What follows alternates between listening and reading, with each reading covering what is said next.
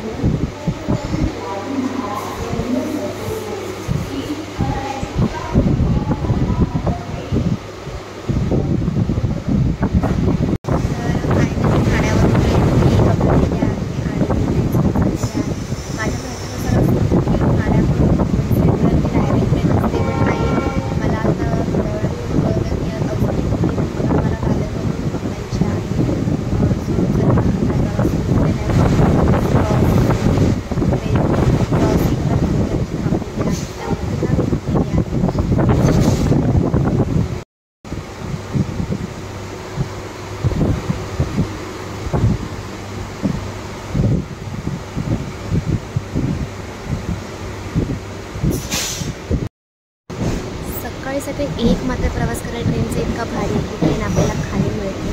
मला तर खाली मिळालं, त्यामुळे प्रवास अगदी माझं सुखं पण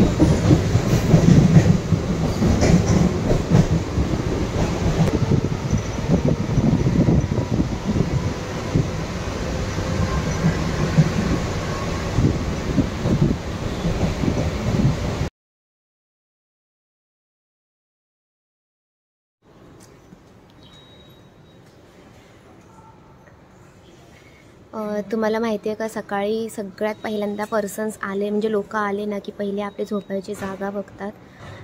कारण का मस्त आहे की झोपून प्रवास करायचा असतो. सकाळी ट्रेनसुद्धा खाली असते त्यामुळे.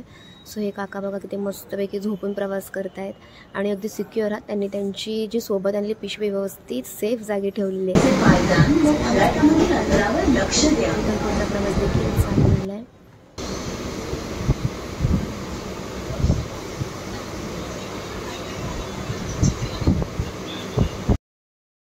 तर मी आता दादरला पोचले आहे. दादरवरून मला चर्चगेट ट्रेन पकडायची आहे. मला आधी माहीतच नव्हती ही गोष्ट की परत ट्रेन मला पकडायची आहे. सो फायनली माझं दादर स्टेशन आलेलं आहे. इथून पुढचा प्रवास देखील तुम्ही पाहणार आहात.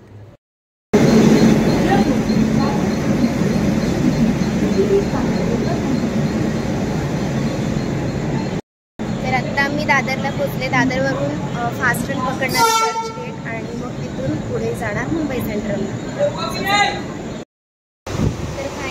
दादरवरून बसलेली आहे त्या चर्चगेट ट्रेनला. मला हे सगळं पहिल्यांदाच कळतं आहे. मला असं वाटतं की बोरिवली ट्रेनमधून मुंबई सेंट्रलला जातात. आता मी चर्चगेटवरून ट्रेन पकडलेली आहे आणि मी इतकी घाई करते, एवढी घाई झाली आहे. सो मी पहिल्यांदा चर्चगेटने मुंबई सेंट्रलला चाललेल्या मुंबईला आल्यानंतर आणि ती पहिल्यांदा इतकी खाली ट्रेन वगैरे मिळते. मुंबईकरांसाठी अशी खाली ट्रेन मिळणं म्हणजे मुंबई सेंट्रल एक नंबर. मुंबई सेंट्रल काढलेली आहे. पहिल्यांदा मुंबई सेंट्रलला चाललेली आहे. एवढ्या वर्षानंतर म्हणजे मी 2013ला मुंबईला आली, त्यानंतर पहिल्यांदा मुंबई सेंट्रलला चाललेला. मुंबई सेंट्रल इथून पुढचा प्रवास माझा असणार आहे वंदे भारतचा आणि तो त्यासाठी तुम्हाला हा व्हिडिओ पुढेपर्यंत बघायचा, त्याच्या पुढचाही व्हिडिओ पुढेपर्यंत बघायचा आहे. So stay tune for the next vlog. clear off the road.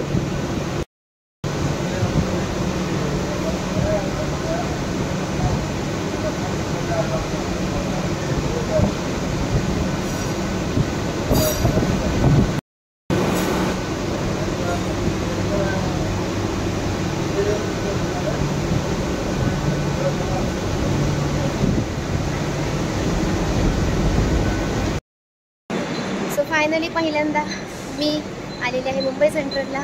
आणि मुंबई सेंट्रल कायसाठी आलेले आहे तर मी इथून पुढे वंदे भारतचा प्रवास करणार आहे. 6ची ट्रेन आणि खूप उशीर झालेला आहे. आम्हाला पटापट पोहोचायचं आहे. 5 नंबर प्लॅटफॉर्मला ऐकून मिळणार आहे.